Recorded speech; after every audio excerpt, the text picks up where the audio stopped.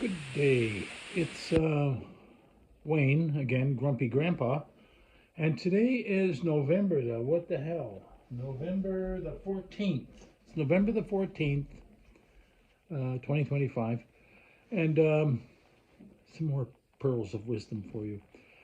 I hear these people talking, lots of them going, why don't those people speak English? You see you're walking down the street, okay? And you're either German or you're Russian or something, and you bump into your friend.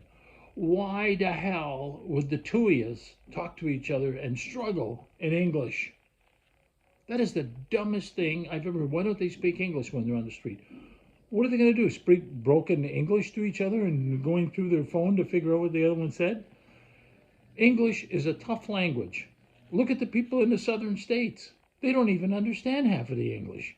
And anyone that's got that comment, I would love to see the remarks from their English teacher, because I don't think they're much of a genius. They're almost like, if you think that the answer for somebody that you don't like speaking English to a friend is to, to speak German or whatever their language is to each other because they know each other, they should be speaking English. That is the dumbest, stupidest thing ever. It's almost like, in your car, when your car gets stuck in park. Well, it's like when someone gets stuck in stupid and they can't get out. They just keep pulling on the lever. I'm stupid, I can't get out. There is no reason for somebody who's Russian that is out at a restaurant with a friend to struggle with English, the two of them not understanding what the hell each other just said. It doesn't make any sense. So leave them alone. And the other thing is, immigrants built this country. Your parents were immigrants. My parents were, well, my parents have been around since 1750, 1720, somewhere around there. But my ancestors, but anyone that's here right now, especially if they have a background of German or Italian or whatever, they're an immigrant. You are a relative of an immigrant. So the original people were the Aboriginals, the native people of Canada, and you want to show no respect for them sometimes. They were taken advantage of when they opened their arms to help people explore Canada. They didn't say get off our property, shoot them, kill them, whatever. They fed them, they clothed them, they welcomed them to their family, and this is the way they're treated. But you still want to call people, oh, go back to where you came from. Okay, so just because you're a black or brown person doesn't mean you're not a second or third generation or a fourth generation Canadian. That's where you got it wrong. That's again where you're stuck in stupid.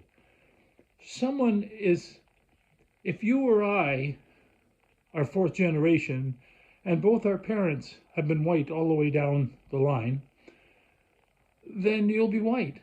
But if you're fourth generation Japanese and both your parents are your great great great great grandfather was Japanese or whatever, Italian, and you went to school and learned English, so someone wouldn't know you on the street because you're white. They wouldn't say, oh, that guy's an immigrant. You are racist when you look at someone who's colored, of any sort of color, even an off color, like someone from Greece or Italy or Germany or Switzerland or somewhere. A little off color. They say, oh, you're not from this country. They could be fourth generation. You're insulting.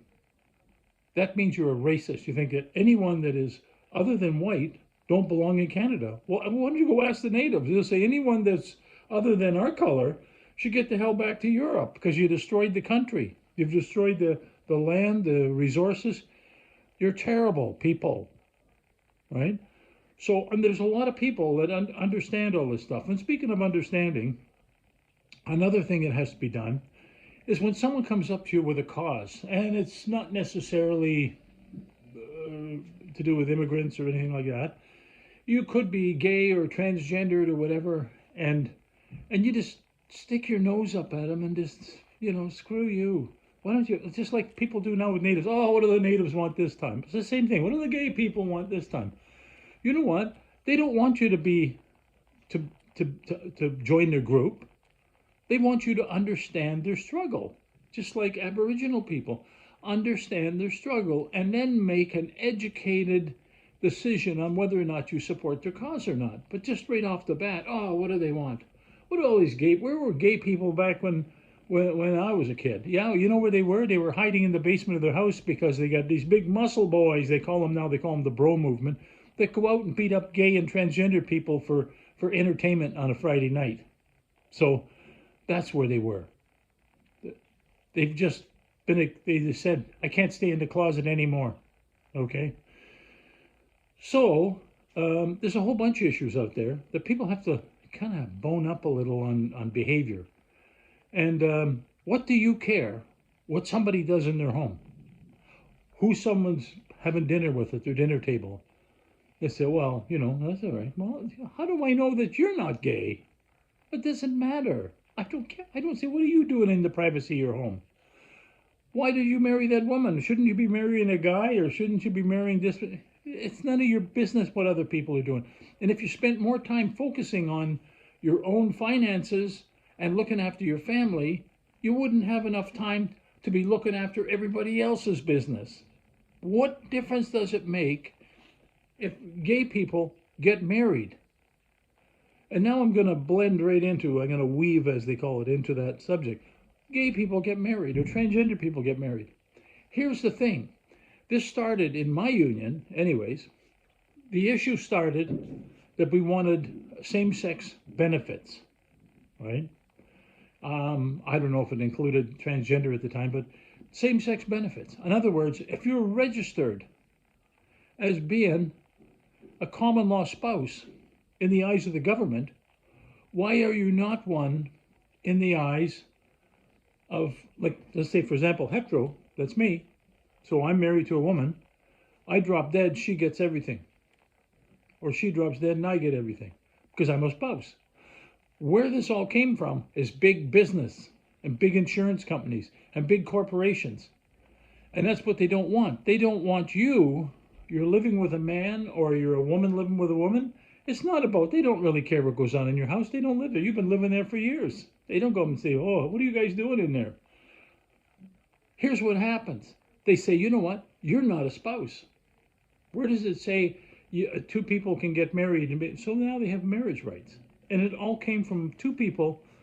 Well, I'm sure there was lots of others, but Egan and Nesbitt from Courtenay, British Columbia, the Comox Valley, who put in a fight saying, and this is while they were both alive, they put in this fight saying, why are we rejected when it comes to health benefits, being registered as a spouse for this and that, and financial and health benefits, pension, survivor pensions, survivor this, like a regular spouse. And they said, well, that's because you're not married. Okay, so now they introduce same-sex marriage, and they still say, you know what are these people doing getting married? Well, you know what? They were quite happy the way they were without being married. They didn't have to be married. But to enjoy the same benefits you'd get as a common law spouse, even though they were common law. They had been living together, Egan and Nesbitt were living together for 50 years. And if one of them, let's say if Nesbitt died, the partner wouldn't get anything wouldn't get survivor benefits from revenue, what do you call it, EI, Canada pension, the corporation they worked for, anything. You wouldn't get nothing. So it was all a money thing, and you've fallen into that trap. I lived in a neighborhood where we had, I don't know, 3 or 4 couples in different houses, of course, living as gay couples. Nobody cared. They were great people. They even get rides to school for them. They were really wonderful neighbors.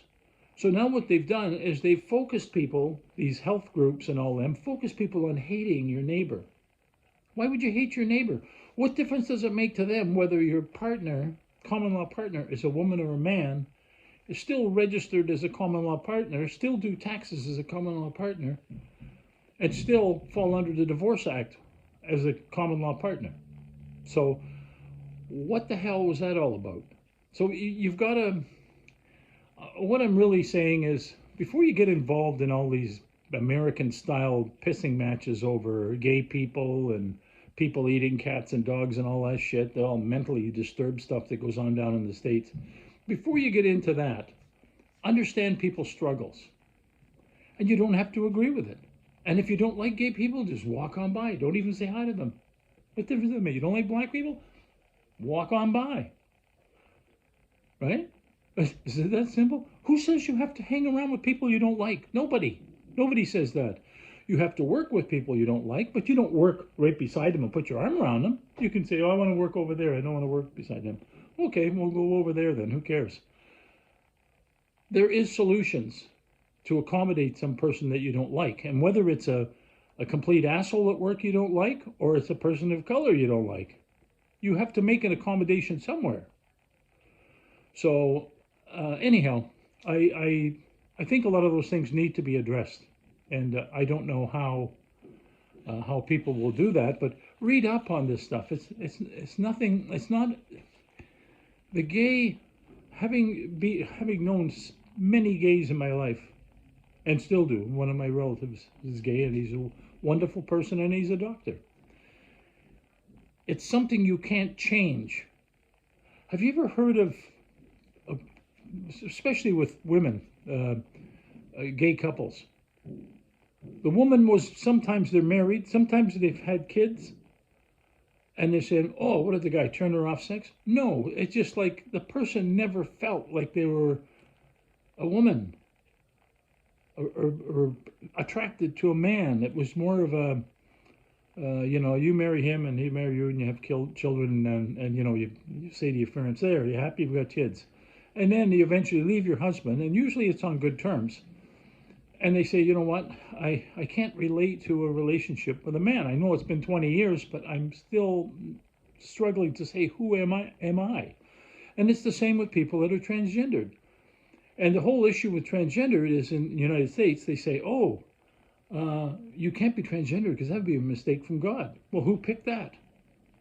What about people that are suffering from Down syndrome and born without limbs? Oh, they're special people. Oh, so transgender aren't special, but the ones you pick are. Because God said that? When did God say that? God never said that. There's no Bible that ever said that. Punish people that are born without limbs. So you got to steer away from that American internet crap. It is a big poisonous cesspool of garbage. Look at these guys. Grown-up politicians in the United States talking like frat boys texting at night from their bedroom. It's like, what the hell is going on? Anyhow, I've done enough for now. I get myself all worked up. But anyhow, understand, no matter what it is, somebody's, and people you work with that are angry, one day some guy freaks out on you. You don't know, and you don't, what went on in their life before they got to work in the morning or in the last few days. Same as yourself. So you may be a bit on the edge and someone cracks a joke to you and you just flip.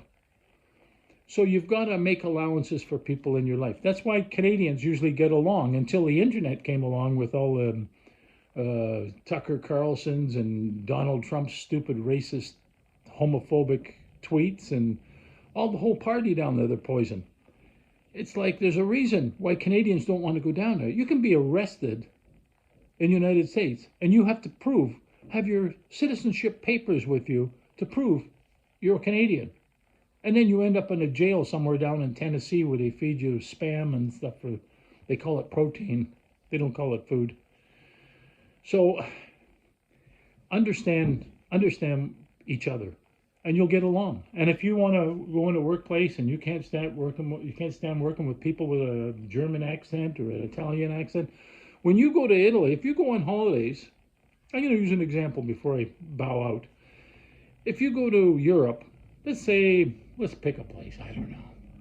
Say Ukraine, you go there. Nobody speaks English. But then there's a booth right in the middle of the plaza and it says, English speaking, you need help. So you're speaking English to someone who speaks English in Ukraine, because you're comfortable with your English and they understand fully English. So you see where that's going? So why does anybody in Europe or anywhere where you're on holidays and they don't speak your same language, even in Brazil or any of those places or Mexico, do they say to you, hey, speak your own speak our language. Don't come in here speaking that American garbage. They don't do that. They say, how can I help you? What can I do to make you understand me? Or so you think that that's only the people that are stuck on stupid. I'm not one of them. Make that clear. So that those people think that because I say, oh, it's my great friend Bob or Roberto from Mexico. I'm Mexican. He's Mexican. Why are we going to go? Why you are here for? Why wouldn't you just speak in your own language and you totally 100% understand each other?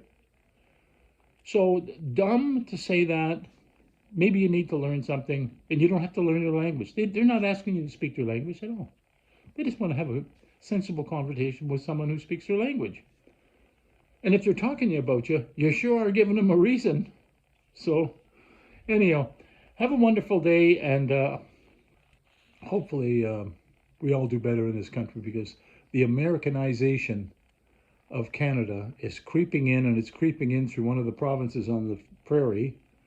The hate, the anti-Canadian stuff that comes out of there is just bizarre. So I won't tell you what province it is. But anyhow, have a wonderful day, and solidarity to all, and happiness and joy to everybody in the world. And next time you find someone with some sort of a problem, just ask them, Let's say a gay man finds you attractive. It's happened to me, believe it or not. I was better looking before I started working on my job. And they said, oh, you want to go out for drinks with me tonight? We were at a seminar. And I said, no, but I'll go out and have dinner with you, have a couple of beers, and see you around. I'm going back to my room to say goodnight. I'm heterosexual. You're not, but I'll still have dinner with you. Let's go sit. He had a great, wonderful conversation. I could have said, stay away from me, you freak. But that's not the way it works. You're not going to understand each other. So anyhow, understand each other. Learn the information, whether it's gay, lesbian, deaf. Deaf is a whole movie itself. The transgendered, English speaking, everything. Learn about it instead of just blindly hating it like Americans do. They blindly hate it. When they do interviews and they say, well, what is it you don't like about that? Well, I don't know. Well, you must not like something because you're calling them a bunch of idiots and I hate this and I hate that. Well, what do you hate? Well, I don't know. That's what happens. You kind of hate something because someone tells you to hate. So don't do that. That's not a good look. Anyhow, have a wonderful day, and goodbye.